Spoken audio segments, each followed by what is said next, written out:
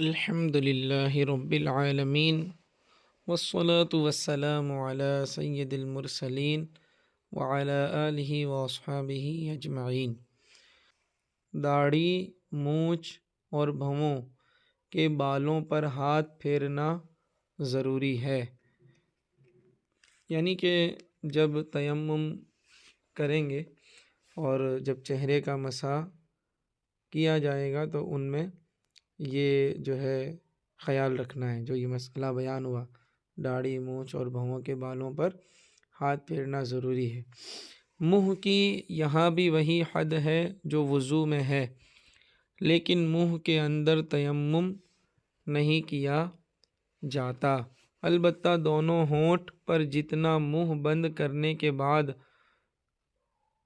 کھلا رہتا ہے مسح ضروری ہے۔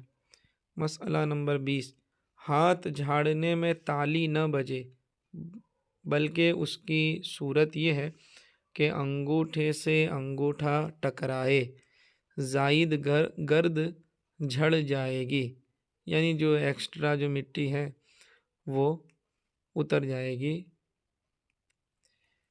تو انگوٹھے سے انگوٹھے کو جو ہے وہ ٹکرانا ہے، اس طرح سے جو مٹی ہے وہ زیادہ جو مٹی ہے وہ نکل جائے گی۔ مسئلہ نمبر 21، اگر انگلیوں میں گرد نہ پہنچی ہو تو خلال کرنا فرض ہے، نہیں تو سنت، اور اسی طرح داڑھی میں بھی۔ مسئلہ نمبر 22، اگر ایک ہی تیمم میں وضو اور غسل دونوں کی نیت کر لی جب بھی کافی ہے، دونوں کا ہو جائے گا۔ وضو کی بھی ضرورت ہے اور غسل کی بھی ضرورت ہے، تو ایک ہی تیمم میں وضو اور غسل دونوں کی نیت کر لی جب بھی کافی ہے۔ مسئلہ نمبر 23، غسل اور وضو دونوں کا تیمم ایک ہی طرح ہوتا ہے۔ آگے بیان کر رہے ہیں کہ کس چیز سے تیمم جائز ہے اور کس سے نہیں۔ تیمم اسی چیز سے ہو سکتا ہے جو جنس زمین سے ہو، یعنی زمین کی قسم میں سے ہو، اور جو چیز زمین کی جنس سے نہیں اس سے تیمم نہیں ہو سکتا۔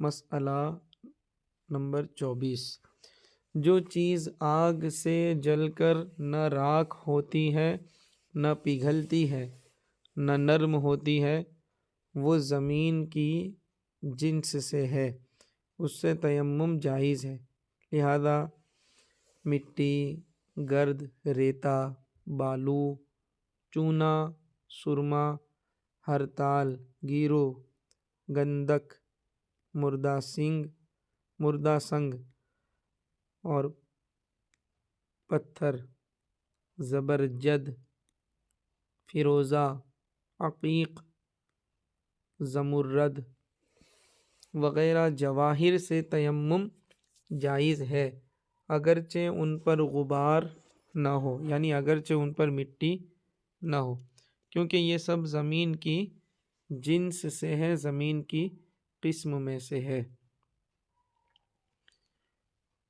مسئلہ نمبر 25، جس مٹی سے تیمم کیا جائے اس کا پاک ہونا ضروری ہے، یعنی نہ اس پر کسی نجاست کا اثر ہو، نہ یہ ہو کہ محض شک ہونے سے اثر نجاست جاتا رہا ہو،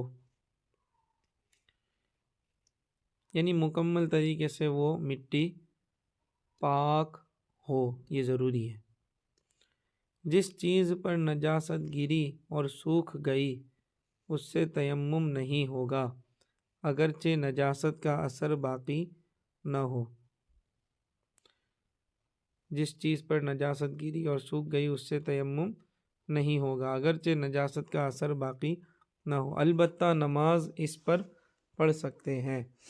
مسئلہ نمبر 27، یہ وہم کہ کبھی نجس ہوئی ہوگی فضول ہے، اس کا اعتبار نہیں، یعنی کوئی یہ خواہ مخواہ سمجھے، سوچے کہ شاید کبھی جو ہے وہ ناپاک ہوئی ہوگی زمین، جو مٹی جس سے وہ وضو کرنا تیمم کرنا چاہتا ہے اس کے بارے میں، تو ایسا وہم جو اگر آیا ہو تو اس کا کوئی اعتبار نہیں ہے، اس طرح سے وہ زمین ناپاک نہیں سمجھی جائے گی۔ مسئلہ نمبر 28، راکھ سے تیمم جائز نہیں، کیونکہ راکھ یہ زمین کی جنس سے نہیں ہے۔ مسئلہ نمبر 29، اگر خاک میں راکھ مل جائے اور خاک زیادہ ہو تو تیمم جائز ہے، نہیں تو نہیں۔ یعنی اگر اس کا الٹا ہے کہ راکھ زیادہ ہے خاک کم ہے، مٹی، خاک مانے مٹی، تو تیمم نہیں، جائز نہیں ہے۔ مسئلہ نمبر 30، بھیگی مٹی سے تیمم جائز ہے جبکہ مٹی غالب ہو۔ مٹی غالب ہو یعنی مٹی زیادہ ہو، پھر اگر پانی زیادہ ہو، یعنی پانی زیادہ نہ ہو بلکہ مٹی زیادہ ہو، مٹی غالب ہو، تو ایسی بھیگی مٹی سے تیمم جائز ہے۔ اگر کسی لکڑی یا کپڑے وغیرہ پر اتنی گرد ہے کہ ہاتھ مارنے سے انگلیوں کا نشان بن جائے تو اس سے تیمم جائز ہے۔ گچ کی دیوار پر تیمم جائز ہے۔ یہ گچ کی دیوار یعنی چونے یا سیمنٹ کے مسالے سے پلستر کی ہوئی دیوار، اس کو کہتے ہیں گچ کی دیوار، تو اس پر تیمم جائز ہے۔ بہار شریعت میں مطلب یہ ہے، بہار شریعت وغیرہ۔ مسئلہ نمبر 23، پکی اینٹ سے تیمم جائز ہے۔ یہ جو بریکٹ میں لکھا ہوا ہے، قوس میں، قوسین میں، بہار وغیرہ، تو بہار جہاں بھی لکھا ہوگا اس سے مراد بہار شریعت، یعنی یہ مسئلہ بہار شریعت سے جو ہے کاپی کیا ہوا ہے، لیا ہوا ہے۔ مسئلہ نمبر 34، زمین یا پتھر جل کر سیاہ ہو جائے اس سے تیمم جائز ہے۔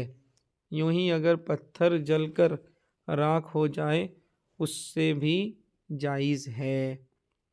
تیمم توڑنے والی چیزیں، جن چیزوں سے وضو ٹوٹتا ہے یا غسل واجب ہوتا ہے ان سے تیمم بھی جاتا رہے گا، اور علاوہ ان کے پانی پر قدرت ہونے سے بھی تیمم ٹوٹ جائے گا۔ یعنی پانی نہ ہونے کی جو صورتیں جو پہلے بیان ہوئیں کہ جن صورتوں میں تیمم جائز ہے، اب جب پانی مل گیا تو پھر تیمم ٹوٹ جائے گا، کیونکہ پانی نہیں تھا تو تیمم جائز ہوا، پانی پر قدرت نہیں تھی تو تیمم جائز ہوا۔ اب پانی مل گیا تو تیمم ٹوٹ جائے گا، اور جن چیزوں سے وضو ٹوٹتا ہے یا غسل واجب ہوتا ہے ان سے بھی تیمم ٹوٹ جائے گا۔ مسئلہ نمبر 35، کسی ایسے مقام پر گزرا کہ پانی 1 میل کے اندر تھا، تیمم ٹوٹ گیا۔ پانی تک پہنچنا ضروری نہیں، البتہ سونے کی حالت میں پانی پر گزرنے سے نہ ٹوٹے گا۔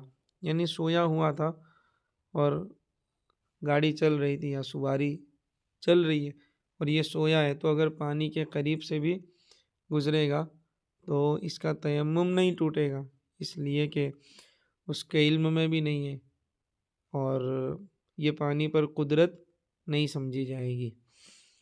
مسئلہ نمبر 36، مریض نے غسل کا تیمم کیا تھا اور اب اتنا تندرست ہو گیا کہ نہانا نقصان نہ کرے گا تو تیمم جاتا رہا۔ مسئلہ نمبر 37، اتنا پانی ملا کہ اعضائے وضو صرف ایک بار دھو سکتا ہے تو تیمم جاتا رہا۔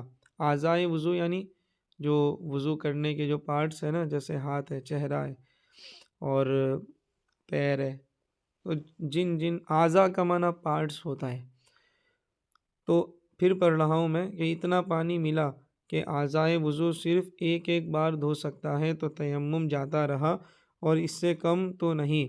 یوں ہی غسل کے تیمم کرنے والے کو اتنا پانی ملا کہ غسل کے فرائض کو بھی کافی نہیں تو تیمم نہ گیا، ورنہ تیمم جاتا رہا۔ مسئلہ نمبر 38، کسی نے غسل اور وضو دونوں کے لیے ایک ہی تیمم کیا تھا، پھر وضو توڑنے والی کوئی چیز پائی گئی یا اتنا پانی پایا جس سے صرف وضو کر سکتا ہے، یا بیمار تھا اور اب تندرست ہو گیا کہ وضو نقصان نہ کرے گا اور غسل سے ضرر ہوگا، ضرر کا معنی تکلیف، تو صرف وضو کے حق میں تیمم جاتا رہا، غسل کے حق میں باقی ہے۔ اللہ پاک عز و جل ہمیں ان مسائل کو یاد رکھنے کی اور دوسروں تک انہیں پہنچانے کی توفیق عطا فرمائے۔ آمین بجاہ سید المرسلین صلی اللہ تعالی علیہ وآلہ وسلم۔